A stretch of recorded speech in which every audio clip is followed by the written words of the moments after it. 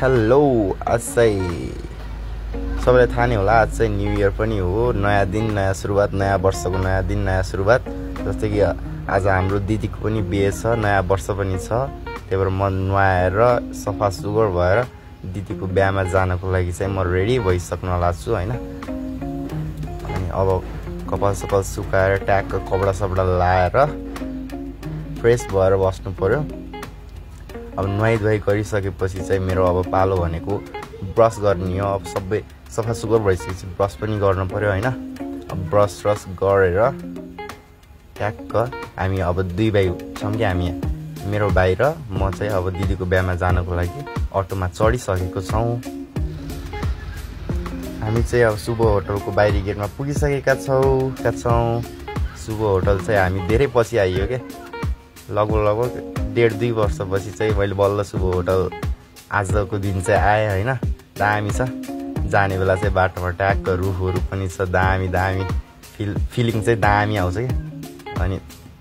यो चाहिँ हाम्रो निमेष पार्किङमा हाम्रो विकास दाइको बाइक पनि छ कि ट्याक्क ल यो चाहिँ हाम्रो विकास दाइको बाइक पनि हैन हामीले चाहिँ यहीमा केरा बोकिरहेको थियौँ अब चाहिँ मेरो काम आयो भाइको काम भनेको त्यहाँ दिदीहरूको साइडमा बसेर त्यो के हाल्ने भन्ने हुन्छ कि त्यो गाउँको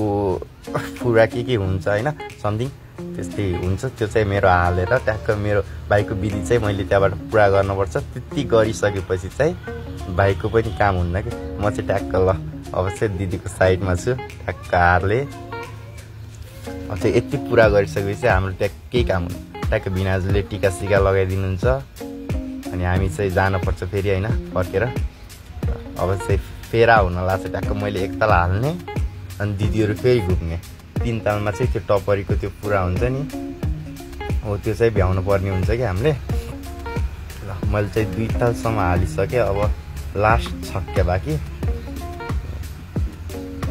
फेरि हालेँ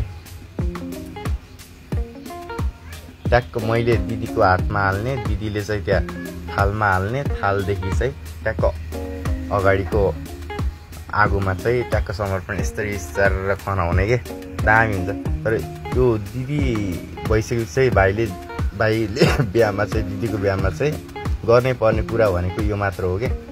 ट्याक्क केटापट्टिबाट बिहा भयो भने चाहिँ ट्याक्क हामीलाई बोलाउँछन् हैन बोलाएपछि चाहिँ भाइको विधि भनेको यति नै हुन्छ कि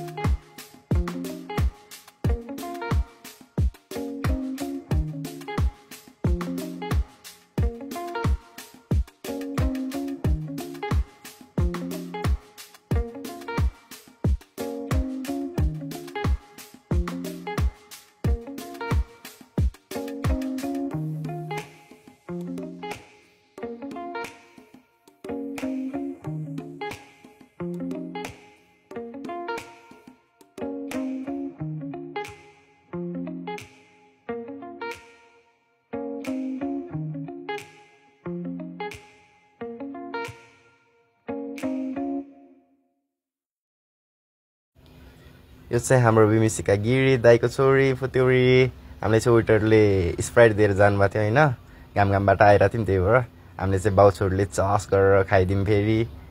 अनि यति गरिसकेपछि चाहिँ हाम्रो अब यो सिन्दुर लाउने कार्यक्रम चाहिँ भइरहेको छ हैन सिन्दुर चाहिँ ट्याक्क लगाएर त्यो सेतो कपडामा लगाएर पट्टाएर राख्छन् कि के गर्छन् त्यो मैले सोध्न चाहिँ सोधेन हैन कसैले थाहा छ भने comment down below please guys हैन त्यो चाहिँ पट्टाएर टाउकोमै क्लिप जस्तो लगाएर जुनाउँछन् पछि राख्छन् कि के गर्छन् त्यो राखेर चाहिँ के गर्छन् मलाई त्यति चाहिँ थाहा पनि यतिको भ्याएपछि हाम्रो काम चाहिँ भ्याइयो हामी चाहिँ यहाँबाट अब निस्किनुपर्छ हामी चाहिँ माइतीपट्टिबाट बस्नुहुन्न कि त्यसैले सो गाइज आजको ब्लग चाहिँ यति नै हो short blog please enjoy it bye by